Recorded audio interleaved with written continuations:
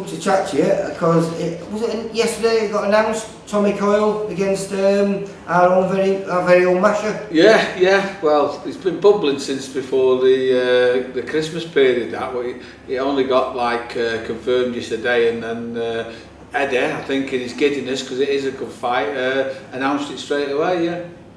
How do you find that? I mean, because you've got a close connection with both of them. You manage both of them. You know, Tommy's been with you a long time. Masher's been. How long's he been with us? About 4 years now, is it? Yeah. I mean, the bottom line is when I put two VIP fighters together, they've got to be good fights where people don't really know who the winner is. Obviously, people will have a case for Masher, people have a case for Tommy on this one.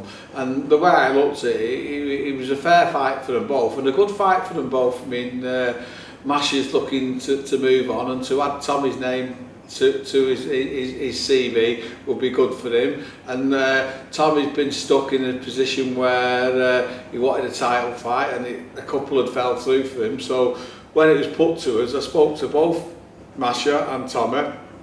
They both thought it was a great fight and the right fight for them, and they both wanted it. So we did the deal with Eddie, and now it's happening April 21st on a big bill in Liverpool, which is topped by Amir Khan. But there's no doubt about it, that'll be the fight that everybody wants to watch, not just at the arena, but on the telly. Yeah, it was weird because I'd just been down to see Masher. I think I went there on Thursday, and it wasn't even spoke about, and we was chatting all day. It wasn't really on the card, so it's really come a little bit out of the blue. And but what he did say to me, he said he would love to fight on the undercard of Amir Khan because he just announced he's been signed with Matchroom and everything, and his first fight was going to be in Liverpool, so he was really excited about it. So this is just a massive. Yeah, I mean it's a shame, isn't it? It's supposed to be February the 10th, so they missed February, they missed March. So it'll be a long time since people have fought, but it's getting like that at boxing now. There is more TV and more dates, but there's an awful lot of fighters who are turning over pro, and not just the top level fighters who are coming out of the GBs. There's loads of kids turning over, and there's just not enough dates for the good kids. What's nice about them two is they've both done it the hard way. They've both done it through, because I mean, I think he was a double ABA champion, but only novices, Masher. And I don't know what Tommy's amateur career was like, but he turned over a young lad as well, though, didn't he? Yeah, he did do, yeah. He's come through on the small halls, and then we did a few shows of our own, me and Tommy together in Hull, and then he's got onto the Sky TV shows because he's a big ticket seller in Hull. Proved he can fight, and proved he was in entertaining fights, and Sky like him, and I mean, as you know, they love Masher, so I don't. It's definitely one for the fans. I was just going to say, I don't think there was anybody who wouldn't want to see this fight, because, like I said before, people can put cases forward for Masher winning, they can put cases forward for Tommy winning, and one thing is sure, it's sure to be a good fight. Yeah, definitely. But this is a fantastic period. We spoke about it straight after Christmas, but nothing had actually been finalised.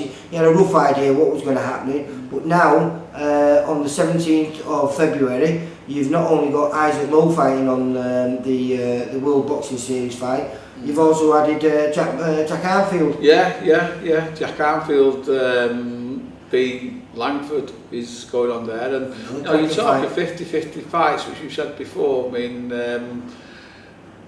Isaac Lowe, Ryan Walsh, 50-50 fight. Tommy Langford, Jack Arnfield, 50-50 fight.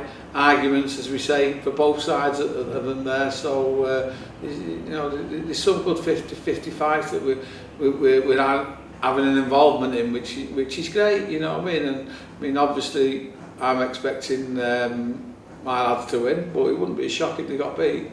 No, but this is exciting. Like I said, we didn't get our British champion last year, but hopefully, you could get two in one night. Yeah, it'd be nice to start off with two February 7th. And so early on in the season as well, really. Yeah. And then we've now got the date and venue for Teddy Flanagan in his second. Yeah, Teddy's moving up, as it's no secret. He's fighting Hooker for the 10 stone WBO world title, and That's April the 14th, so I'm expecting But that's down in London though, isn't it? I'm expecting a great performance of Terry. You know, he's been out a long while, he's hungry, he's been frustrated, and I'm hoping he's going to take it out on Hooker, because, you know, a lot of people are giving Terry stick, and it's undeserved stick, and I think he, like me, gets frustrated that he's not talked about as he should be, really. So I think if he becomes a double world champion and does it in fashion, and that's what we want him to be looking like a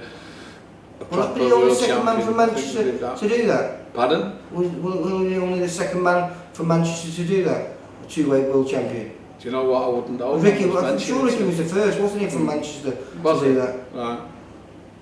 I'll have to check that out. Yeah, good. But yeah, very, very exciting. So, and plus we've got our own show, which we're going to be having on the 24th, the week after the 17th. Yeah, we've got a few of our own shows coming through. 24th in Bolton. Not got a top of the bill for that, but we're working on something which should be a good fight. And that's exactly the same on the other two shows. 3rd of March in Oldham and the 10th of March in Liverpool. The 3rd of March was going to be Dale Coyne on it, but I made a phone call to Pat Barrett to make him and Matthew Ryan for the central area on that show.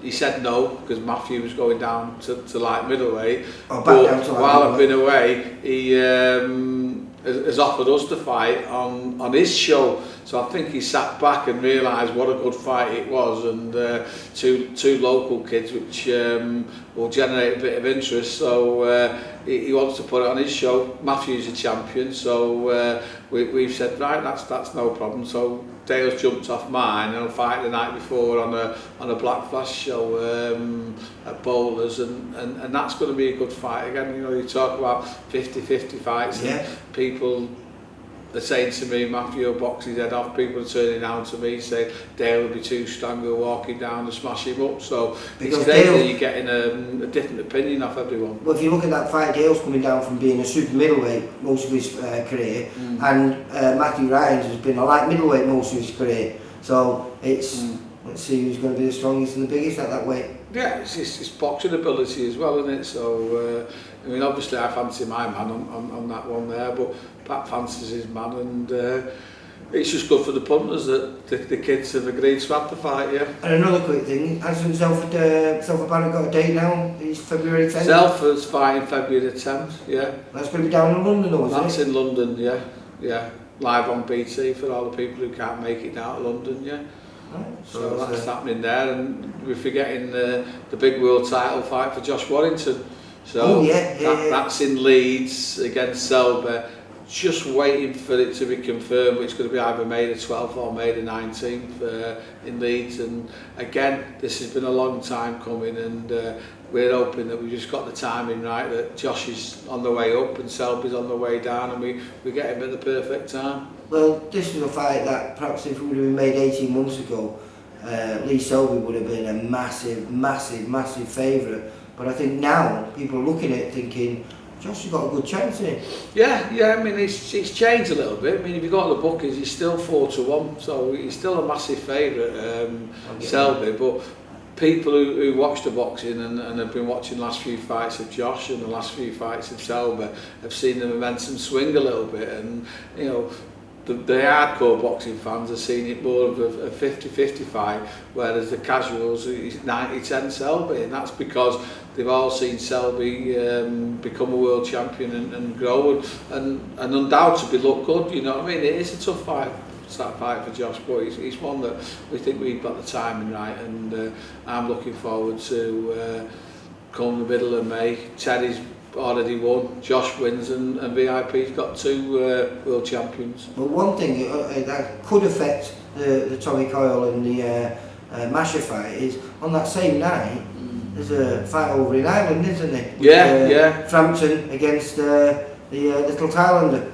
Yeah. Well, Filipino, I should say. Originally, I don't think Tommy wanted to fight without Jamie in his corner, but he's realised now that he's not what he was a young kid anymore, and it's a great opportunity, and he's matured a lot, and obviously Jamie will be in Ireland with Frampton, but Nice Travis, who helps out, will be doing Will both Masher's belts be on the line there? Because he's also the WBC International Champion as well as the Commonwealth Champion, isn't he? So both belts going to be on the line. I'm not 100% sure, to be honest with you. We've just done the fight for the Commonwealth, so whether the WBC goes on the line, he's down to Eddie. Right. Well, exciting next few weeks for us. Yeah. A lot happening, isn't there? And some great fights to look forward to.